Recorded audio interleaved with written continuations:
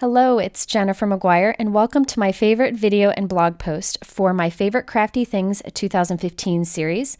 This series has been about sharing my favorite products from the year, and I'm hoping that by showing you a closer look at the products that I like, you might be able to decide if it's something that you would like also.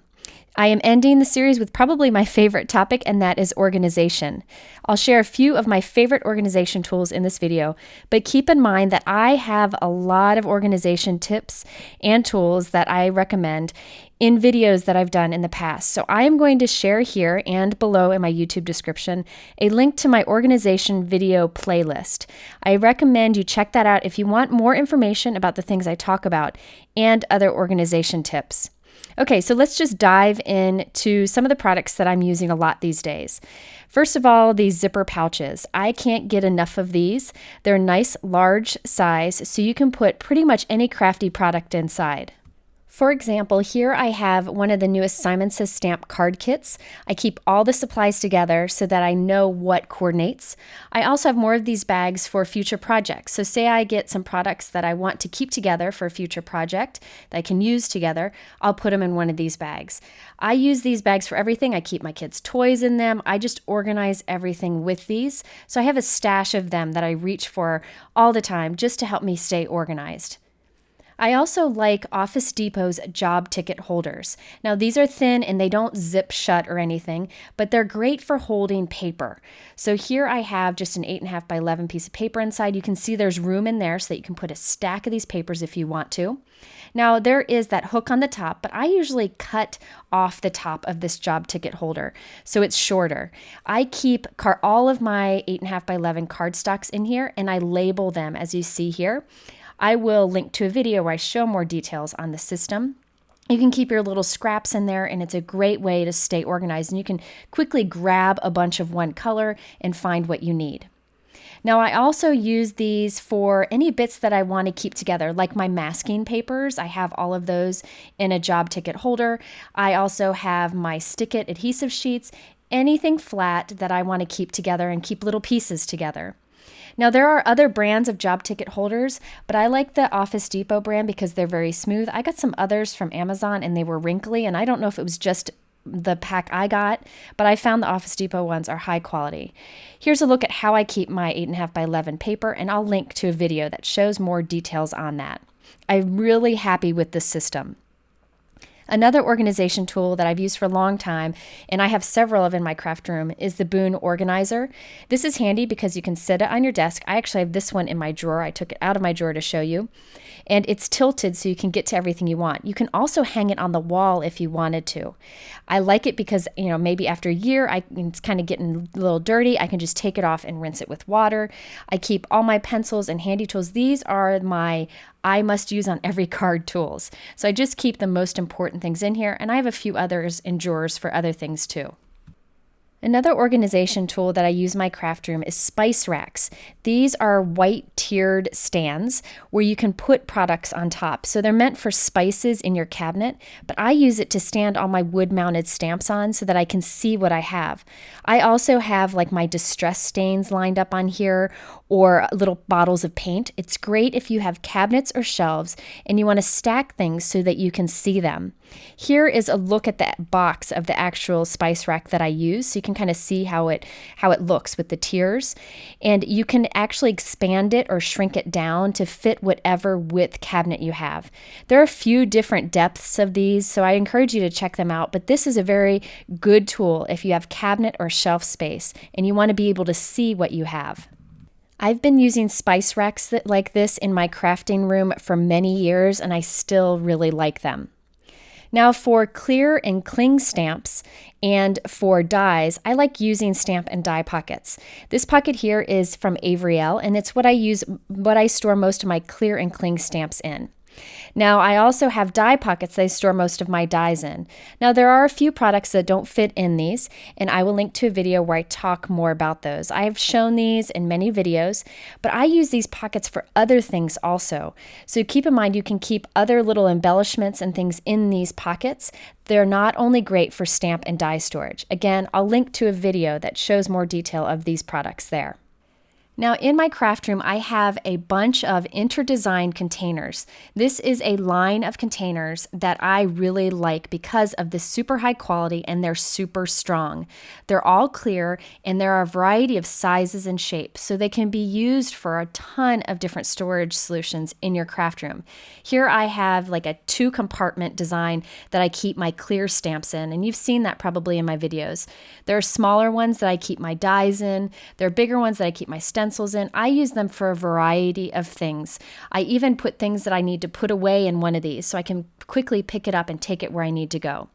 So these Interdesign products are also known as bins and other names. The fridge bins are the ones that I use the most, and I'll link to these products. Also, if you check out my organization playlist, you'll see a lot of these Interdesign containers in them. They really are handy and they're super strong, as I mentioned. I found that a lot of these containers also fit nicely into drawers that I have, so that really makes it all come together well. I don't know, I like having a line of containers that I can always look to when I need a storage option. Now for inks, I also really like the products from Organize More, and I've talked about these in many videos in the past, and I of course will link to some ink storage videos that I have. Now this is one of the cabinets right next to where I work. I work to the right of this spot here. I have my most used inks in here. These units can be hung on the wall or set on a shelf. I have one in a cabinet here and I have one attached to my door there. They offer a bunch of sizes, so you can actually have some ink storage units that hold your reinkers or your markers also. And I'm happy with the quality of these. I like that they're white, you can get different colors, super quality, and the people who work at Organize More are very kind. I've always been happy with my service there. I even have my distress ink storage unit in a drawer. It fit there perfectly, and I'm really happy with that. Instead of using the reinkers in the spots, I put my ink blending tools. Again, I'll link to a video on my ink storage, but I definitely would check out Organize More for storage units, not only for ink, but for other things. Now for the mini ink cubes, I like the Holtz Ink Tins. So these are meant for his distress inks, his mini distress inks, and there's like a little piece on the bottom that creates little compartments that they kind of pop into so they don't go sliding around. They fit absolutely perfect. However, a lot of my mini ink cubes from other companies, like these from Simon Says Stamp and also my ink pads from Hero Arts, they fit into these compartments. I actually took the lid off of some of them, so I would just have a spot in a drawer to hold those little cubes and keep them from moving around. So these are great quality products, not just for the distress inks. Probably the most used tool in my craft room is my P-Touch label maker. I use this to label everything in my house. So I like that it takes different size labels, so I can do 2 lines of text for my stamps and dies, or a thin label to go on the sides of my ink pads. There's lots of colors of labels. You can have clear or whatever. I just use the basic white. Now, there are a few tips that I think are very important when using this so that you can save some money. Now, if you use this label maker as is, it will waste a lot of label in between each time you print. So here's a trick. You turn on your label maker and you want to change it to chain print. So turn it on, hit menu, and you want to push the arrow that you see there until it says margin on the screen. Once it says margin, hit OK. Then you want to push that arrow again until it says chain print on the screen. Once it says chain print, you hit OK again. This allows you to print a bunch of labels without wasting the tape in between. So let's just go ahead and do 2 labels here. So I hit Hero Arts and then hit enter and then the name of the stamp, and that puts 2 rows of text. So I hit print and it says copies 1. You hit print again, it'll make 1 copy. It'll ask, is this okay to feed? Hit escape. That's like saying no. That means don't waste any label in between. Now I can hit the backspace and change to do another label. So I'm going to print another label here. Once I'm ready to print it, I hit print and it'll say copies 1, hit print again. Now it's going to ask if it's okay to feed. Hit escape if you want to do more. I'm going to hit OK here, and this will feed it.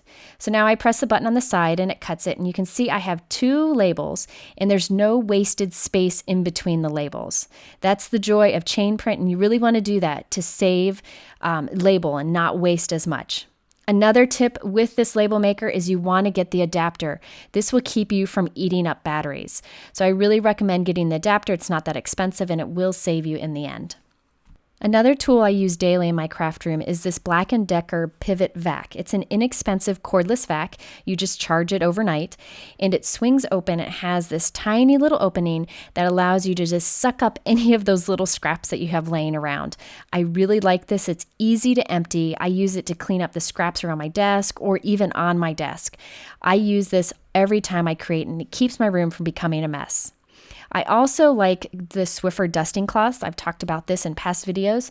It's great for quick cleanup. Say you get that nasty glitter everywhere, it quickly picks it up. These are meant for dusting, so they're great at picking up those tiny scraps of paper or even glitter and embossing powder for quick cleanups.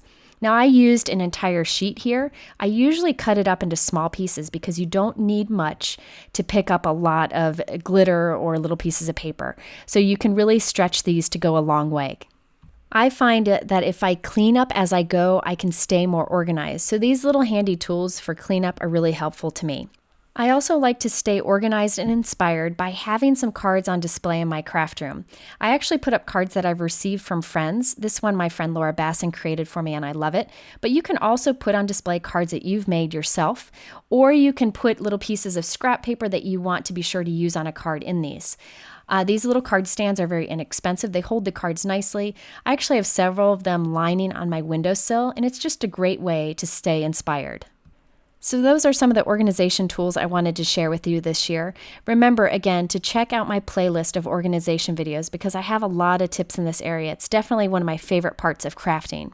I hope you found this video and the others in this series helpful. Now, I link to the products I talk about here in my YouTube description below, but I recommend going to my blog for more sources for discount codes and giveaways.